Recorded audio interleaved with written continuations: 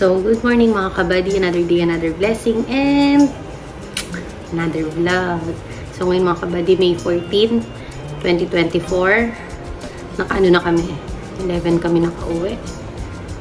11 kami nakauwi. So, 12, 13, 14, 3 days ko na dito sa bahay. Paano pa? Share ko lang sa inyo. Thank you sa mga prayers nyo. Kasi success naman. Kahit na nag-labor nga ako.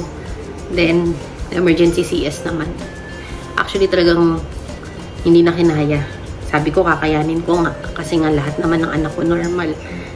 Delivery. Kaso nga lang, hindi kaya si baby. Naghalo-halo na yung pakiramdam kasi nga may tahi ako from ectopic ko last year. So, parang, ewan ko, nag-trigger, hindi ko rin alam yung pakiramdam. Hindi siya yung normal delivery ko from past years. Kaya, nag-decide ako para sabi ko na, Dok, hindi ko na kaya. CS nyo na ako. Then, yun, nag-ayos na sila, tinanong si Kabati, nagpapirma ng waiver ata yung mga Kabati, or parang, pumapayag siya na CS ako. Tapos, hindi ko na alam ang nangyari. Tapos, plano nga namin mga kabady, magla-ligate na ako. Kaso, si doktora, sabi niya sa akin, kailangan sure na kayo mag-asawa dyan. Tsaka, yun nga, bata ka pa para mag-ligate. Pero sabi ko kasi, 4 na yung mga anak ko, 4 na yung anak namin. So, parang sabi ko, okay na yun, sapat. Okay na sa amin. Pero sabi niya, bata ka pa. Pag-isipan nyo muna, pag-usapan nyo. Kasi once na naligate kita, wala nang atrasan yun. Permanent na yun. And then, yun nga, mga problem na nangyayari dahil sa ligation din or hindi na magkaanak yung babae, ganun. Yun yung sabi ni doktora. So, dapat pag-usapan namin ni Kabady. Eh, si Maki po kasi mga Kabady, di ba parang vocal naman kami. Kasi share ko naman sa inyo na gusto niya ng malaking pamilya talaga. As in, gusto niya ng anak 5 to 6. Ako naman okay na ako sa 3 sa kanilang 3. Kasi sabi ko nga grabe na yung ano namin, sacrifice namin sa 3. Baka hindi na namin kaya yung mga susunod. Pero sabi ni Maki, hindi naman tayo baldado, hindi naman tayo nagtatrabaho naman tayo, sisikap naman tayo sa mga bata. Kaya natin yun. Basta yun nga. Siyempre ako, support lang din. Kung ano gusto ng asawa ko, go. So, yun mga kabady. Hindi pa ako ligate. Alam ko ligate na ako kasi yun pala, sinulid pala yung nandun sa ano ko, sa tiyan ko. Tapos, meron kasi akong keloid mga kabady from ectopic pregnancy. So, itim siya. Umitim yung guhit. Pero ngayon, nawala. Hindi ko alam kung tinapyas nila, tinanggal nila. So, ngayon, ang ganda ng tahi ko. Nakakatuwa kasi ang linis, ang ganda ng tahi. So, sabi ko, pwede pala yun. Or dahil siguro may ano ko, may anesthesia. So, ginawa na nila, inayos na nila.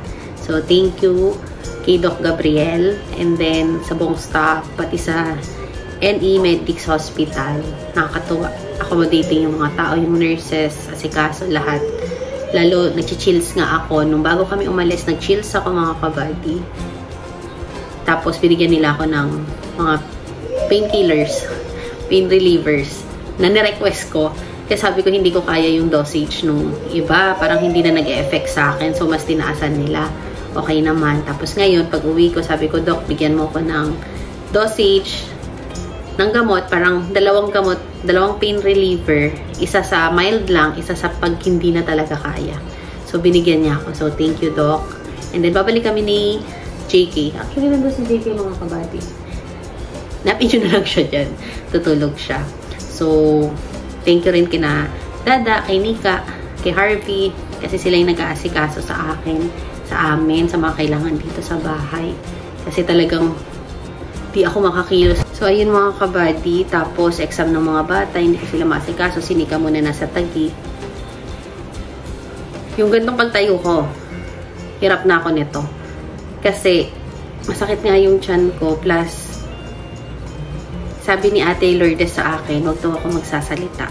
Kasi more on, kakabagan ako. Pero parang ang hirap kasi, yun yung communication ko sa kanila, kung anong gusto ko. Tapos, yung sa pag-ubo nga, mahirap.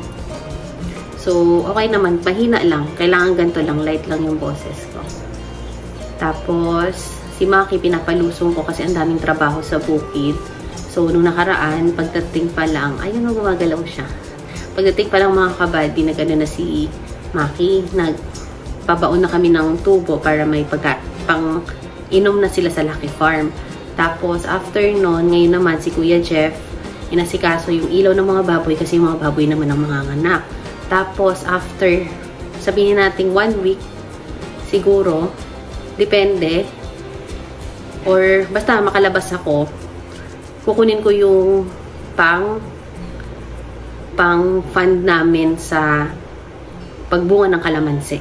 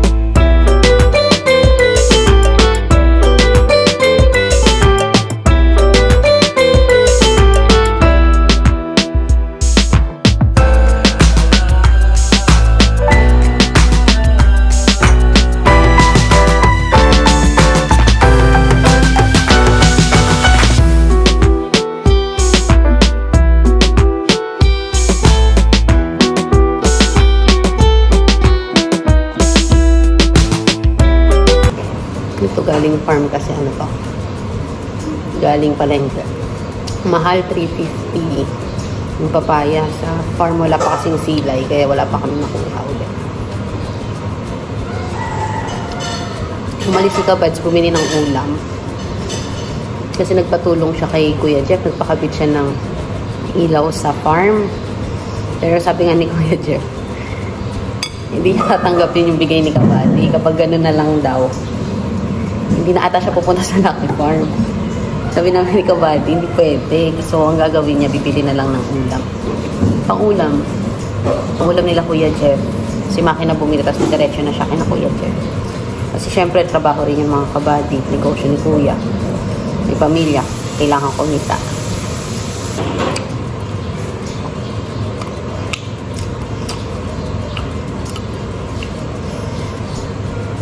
Si baby ayun tulog pa. Yun, nakabukas.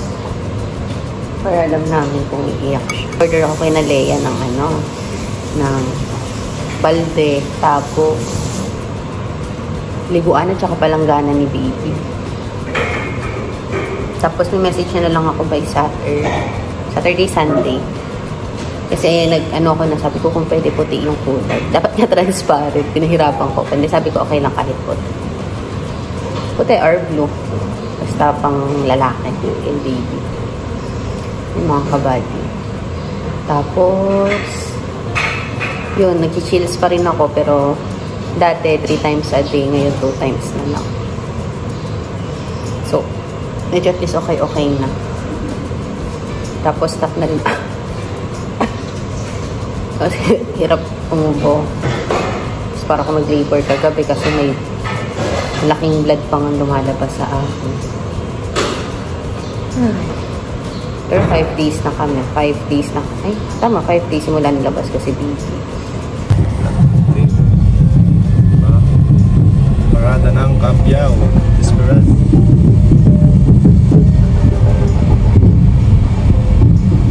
Marami yan. Puro ano yan.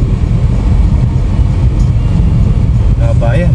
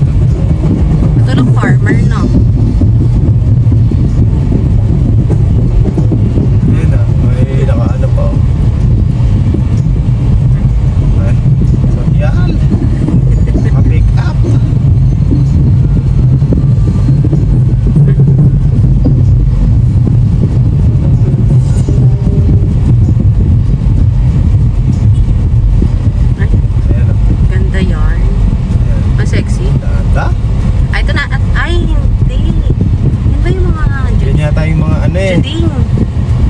Ay! Oo, dito. Oo. Miss Gay.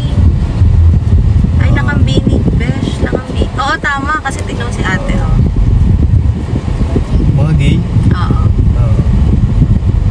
Gay at saka yung mga mister. Ginoong Kabyao. Na. Wait lang po, magbibihis lang kami. Nalate na kami ng sobra. Ang laki naman ng goal niya. Laki ng ikaw ah. Ito, Kaya mo tayo kung dito. San Gregorio. Gregorio. Chismosa mo si Kabady. Ang laki ng... Laki mata natin ah. Ito San Fernando Norte. Ito Entablado. Ayan, Maligaya. Ito Santa Isabel. Ayan o, maganda siya. Maganda rin yung Santa Isabel ah. Bagong sikat. Ayan. Yung sabi kong maganda. Ito Sinipit. Dahil pala pinarenta mo si Black Bagong Bullet Buhay. San Juan North. Santa Ines. Palasino. Ito Palasinan. Pulillo. San Juan South. Concepcion. San Fernando Sur. San Fernando Sur. Ito Sur din. Santa Rita. Tarita. San Vicente. Ayan. Kilala mo yan? Saan na siya? Ay oo, kilala ko. May nag-post nga, nagre-renta daw ng pick-up. Sabi ko sana si Kabady. Kaya San Antonio. San Antonio. Maganda yung Santa Isabel. Oh. Ito Miss Earth Philippines 2022. Handog ng Luta Ito. Estetica. Maganda siya. Oh, ang ganda, puti. Ayan, artistahin eh. Kinis no. Hilux GR. Luta Estetica yarn eh. Ayun, di maganda yung sasakyan niya. Ford. Papawaw ka dyan. Ford Raptor. Ay, si RBR. Ay, si Mayor pala eh. Mayor pala yan eh. Eh, Mayor oh. Kumaway pa si Mayor, tayo Kabady. pambiling diesel. Tayo pambiling pataba. Ayun yung anak niya. Ayan yung anak niya mga Kabady.